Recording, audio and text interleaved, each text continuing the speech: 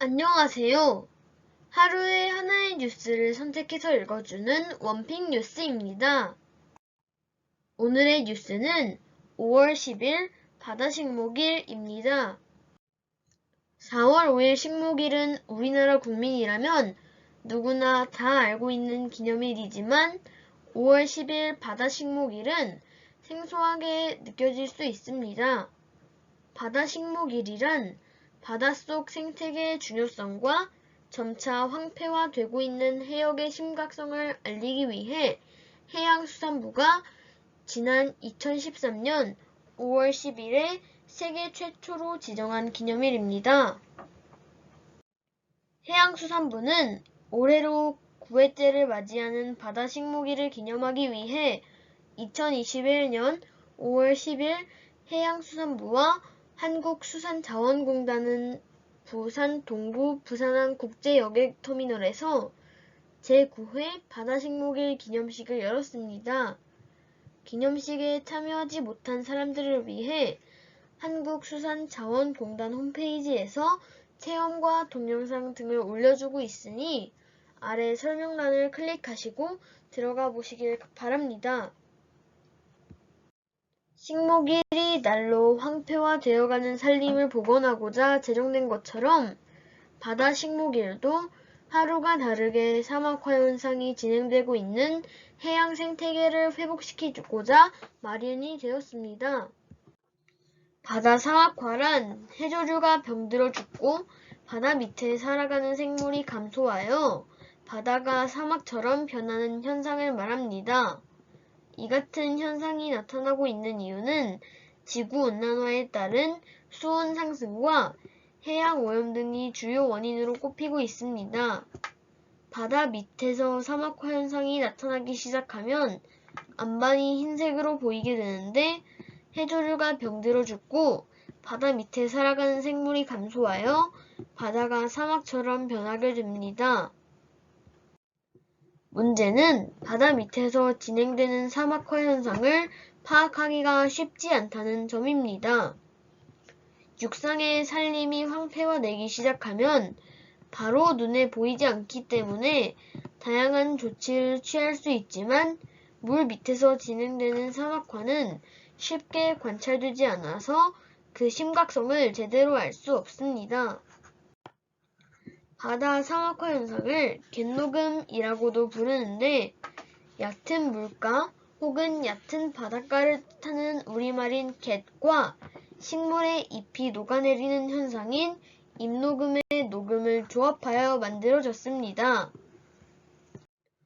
우리나라 갯녹음 현상이 발견된 것은 지난 1980년대 제주도와 남해안 일부 해역에서 처음 목격되었습니다.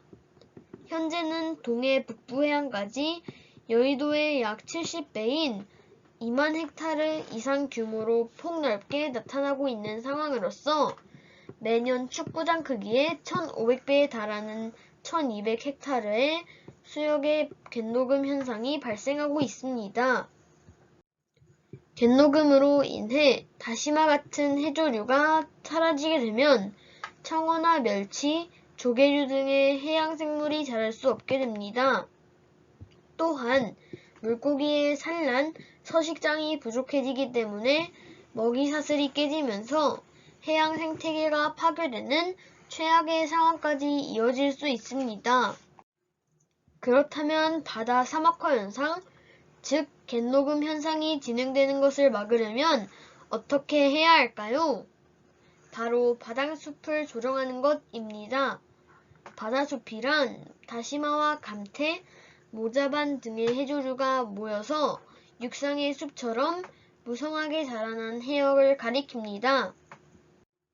바다숲은 해양생물의 기초적인 먹이를 제공하는 공간이자 산란장 및 보육장의 역할을 할 수 있습니다.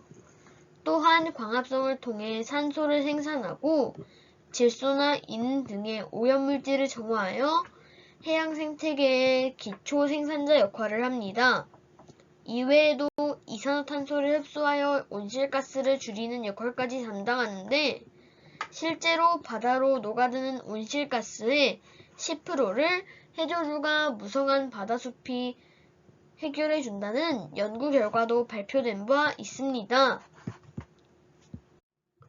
이 같은 바다숲의 효능이 알려지기 시작하자 정부는 2000년대에 접어들면서부터 바다숲 조성 사업을 본격적으로 시작하였습니다. 시작 초기에는 지방자치단체와 함께 수산자원생물의 산란장 및 서식장 조성을 위해 해조류를 인위적으로 번식시켰습니다.